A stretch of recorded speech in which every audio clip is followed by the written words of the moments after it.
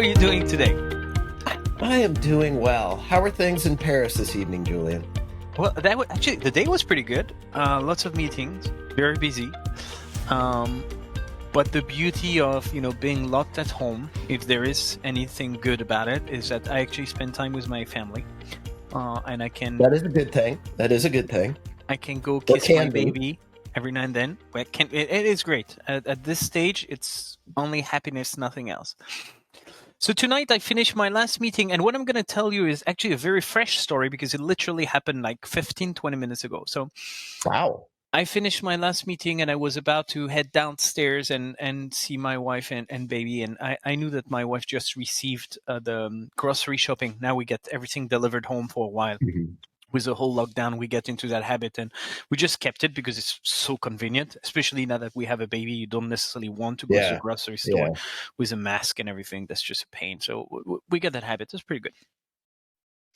So I come downstairs and I asked my wife, so how things are going? And she told me, well, that's a leakage day. I was like, what do you mean? But if you recall my story from a few weeks back, we still have issues with our roof. So she told me, the roof is still leaking. She showed me the baby and said, the baby is leaking. They do that. And then she says, and the grocery shopping is leaking. I said, what do you mean? Well, they delivered the food and they broke one of the two bottles of olive oil. So two things happen. First, we are short of a bottle. And second, there is olive oil all over the grocery and all over the floor, which happens to be in wood and is not necessarily a big fan of olive oil. And as we speak, my wife is still trying to remove bits and pieces of that remaining oil from the floor. So pretty, shit happens. And to be frank, that could, delivery or no delivery, I could have broken that olive oil bottle by just moving from my car to home. Now, what I want to talk about today is not so much breaking a bottle, because that happens. It's about what happens next. And that's very fresh because it literally happened 15 minutes ago. So I tried to look at, okay, so what can we do about it? What does a delivery guy say? Did he notice that something got broken? My wife told me, yeah, well, he did notice. He told me, sorry about it. Now you're going to have to call the hotline. And I was like, what? Calling the hotline? How much is a bottle? It's like 5-6 euros. I'm not going to spend half an hour over the phone to deal with that stuff. And then what? You're going to give me 6 euros credit for the next purchase order? So I hated that answer. But my wife said, okay, let's take it easy. Check the app. Probably there is a way to go through that from the app. Sure. So you report go in the app. Missing or broken or something. And there is a button. And you click on the button and you start going through the process. And the second step of the process after you chose the item is, well, very soon you're going to be able to do this in the app. For now, go to the website. Fine. Okay. Click the button. I thought you were going to say call us, so we're not that bad yet. Not that bad. We may get there, I've got a hunch, but... you have good hunches usually. Let's see where that one leads. Then I end up on the FAQ, which somehow is different from the FAQ in the app. The FAQ in the app, there was a clear button saying, I missed one item, or one item is broken, or one item is wrong, whatever. You had several options. So I chose one item is broken. I end up in the FAQ after clicking the button. It's slightly different. The options are not the same anymore. So I have to rethink to find the right button. And then basically what they say is you have to log in. Ouch. So now I'm on the website. I'm not in the app anymore. So I need to remember the login password because, on the browser, it's not saved, but it's saved in the app. But the FAQ is not in the app. So I have to find the login password again. I get on the website, press a couple of buttons. Within a minute, it's actually done. I've made a request, said this is broken. And on top of it, it's not just broken, but it's spilled all over my groceries. So I'm not quite happy about it. Now, I can't tell you the end of the story yet because it happened 15 minutes ago, and I'd be surprised if they actually responded because it's past working hours anyway.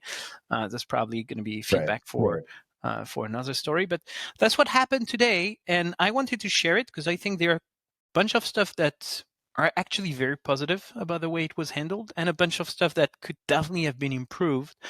And I don't want to think too much about, break your olive oil bottle kind of story, but more about customer journeys and how do you manage, the ups and downs of every journeys.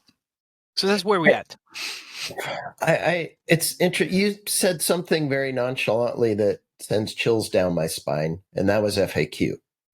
The minute I'm reduced to an FAQ, I feel like I've failed.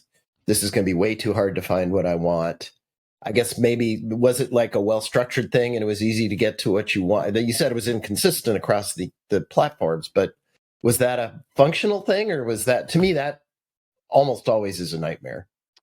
So I must say, so I usually hate FAQs because to me, FAQs usually doesn't stand for frequently asked question, but for figure it out yourself. It's more of a DIY than an FAQ most of the time.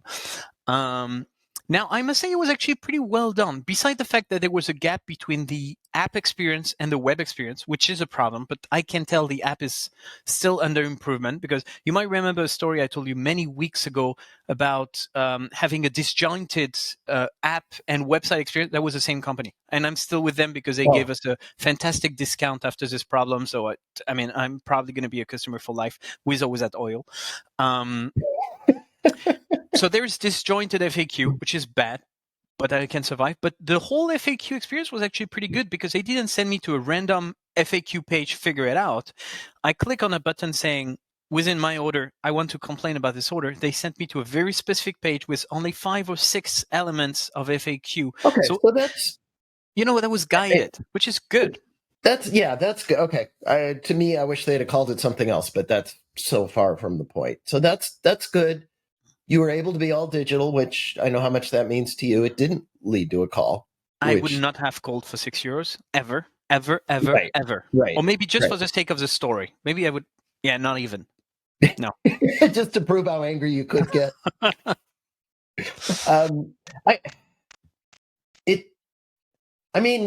It's interesting that you said the app was under construction. So if really, heaven forbid this ever happens again, and you go there, and I'm sure, you'll also just get something that's rotten. And if in the app you could really quickly just say, hey, this was bad, I could see you doing that. And so, if that evolves and gets there, great. If not, jumping like that is just a hard bad. Making you do that is not good. It is. And when I went through that the first time, I had my customer hat. And I was like, then why do you even bother putting the button in if you're going to send me to the website and I'll have to log in again? And I was pretty upset about it. Then I removed that hat and I put on my previous life entrepreneur, app builder kind of hat. And then I remember how I was doing it back then. When there are new features that you want to develop, but you're not sure whether it is worth prioritizing that specific feature because maybe no one is going to use it. Maybe it's just in your brain. You feel like you need to develop that feature, but actually no one is going to use it. A good way to do it is to pretend the feature is here and see how many people actually click on it. And then based on this number of clicks, you got a pretty good idea of, wow, I have to develop this because many people are asking for it. And I was wondering, that's probably what they've done here. If they are anything like me, and I seriously hope for them they're not, but maybe they were figuring out maybe people need that. So let's put the button and see how many people click. And maybe after I've clicked on it, a developer somewhere is going to say, hey, we need to develop that stuff because Julien asked for it. Would be beautiful, wouldn't it? Yeah. There you go. And I think that's the way the world should work. And it sounds like the web experience was good. Again, I think jury's still out because you don't have a conclusion yet. But I guess overall, I would think for you this would be positive. It's certainly for them. You've already said it wasn't negative enough that you have any thought of leaving. So I'm thinking that there are a few things missing that they could improve. I think there was something wrong with the delivery. Not about the guy breaking it. I have no idea whether he was polite or not about it. I was not around.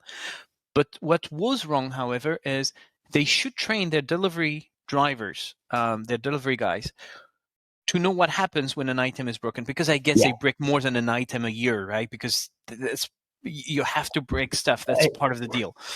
As clumsy as I am, if I did it, it would be a daily event at least. Probably more, Max. Let's be realistic. Well, true enough. But the thing is, he said call the hotline. And that's a trigger for me. Call the hotline, you're getting me upset already. Why? Just saying, you know what? In the app, there is a button. He would have made my day or my wife's day, because it was not even me receiving that thing. So first thing is, train your delivery guys better for a simple reason. They are like your customer service agents. They are your bonds with your customers. They are a super essential part of the customer experience. They are the last element of the chain of events that happens, right? So they should own a very important piece of the customer experience. And if you don't train them properly, they are doing more than delivery. They are bringing what people bought to their home. It's more than delivery. There is real emotion around it. And I feel training is essential. It might not quite be there yet. And I wonder, why wouldn't you have a little half sheet of paper? If it's broken, and again, then it would say, here's the number. In the app, here's where you go, or here's the website. And here's all three. And we really, and a little CEO statement saying, we really value customer experience, and we're so sorry that something happened to you like this. Why not, turn it into a full-on positive thing? And, how hard is it to say, here's this, I'm putting it in the bag? Exactly. And I would not blame the guy for breaking anything, but he could actually have turned this into, as you said, a very positive experience, because you go beyond expectations. And once again, customer service agents and delivery people, they are, the one of the most important element of the overall experience, because they are the real contact with the customer. So bringing them as part, getting their feedback is equally important. And I feel so many companies don't do that. Yeah, I think you're right. And, we've had other disasters that were customer service disasters we've talked about that were because it was a third party doing the delivery or whatever. So the chain was just completely broken. They just didn't care about a customer facing function, which is pretty inexcusable. I agree. So this one was not that bad. And I would say, let's wait for the final response to my request. I feel like they're going to replace the bottle free of charge. And I feel like they might even go one step further. Let's see if they surprise me or not. I don't know what's going to happen, but I feel like I'm going to be pleasantly surprised. We'll probably have to talk about it again. But maybe we'll have to have a follow-up couch session here where we do like 3 or 4 things that got to the end and see where they go. Perfect. Let's do that. Thank you so much for your time, Max. I feel much better about this. Sounds great. Thanks, Julien. I see you next week. All right. Sounds good. Bye. Bye.